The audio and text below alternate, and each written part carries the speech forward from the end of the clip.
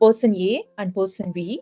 Let's say person A is in India, he's having a mobile. Person B is in USA and he's having a mobile. Okay, and obviously, if you both have to chat with each other, then you have to connect. You have to be connected in the internet, right? Because internet is capable of taking your, transporting your messages to and fro. So you both should be connected to internet. So person A is connected to internet from India, and person B is connected to internet from USA. So both of them are connected to internet. Okay. Now if person A wants to talk to person B, post some message to person B, then person A should know what is person B's address. Correct? A should know B's address, and if B wants to send some message to A, B should know A's address. That is the basic principle. It just works like how physical communication works, right?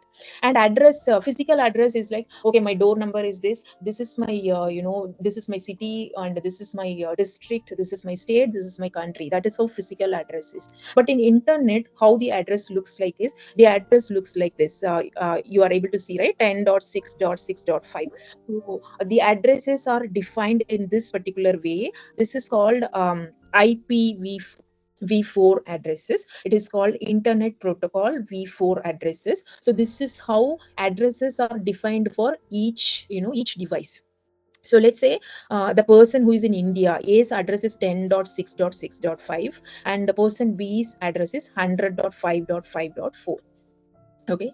Now there is a person who has a mobile and who has a IPv4 address, and the person B is there. He's also having a mobile with an address, IPv4 address. Now, if both of them know each other's address, then of course they can communicate with each other. If A knows B's address is 100.5.5.4, then what he can do is, he can say, hey internet, I want to post a message to the address 100.5.4, and the message that you need to convey is, hey B, how are you? This is the message that you have to convey.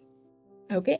And when person A is asking internet to do this, he's sitting in India and the guy B is sitting in USA. Okay. There would be lots and lots of routers in between, right, where this message has to travel all over from India to USA. So there would be, thousands of routers in between, but routers would know for this particular address 100.5.5.4 via which wire, how I should send this message. Routers know that. So based on the address, routers will safely send this message to person B. Person B would receive this particular message.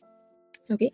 And when person B wants to reply, what he has to do is, again he has to tell internet that, hey, I want to send a message to this particular address 10.6.6.5, and the message is, hey, I'm doing good. This is the message I need to send.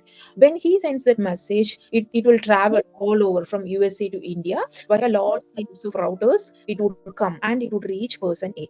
So this is how the communication can happen from one person to another person who is connected in the internet. Okay.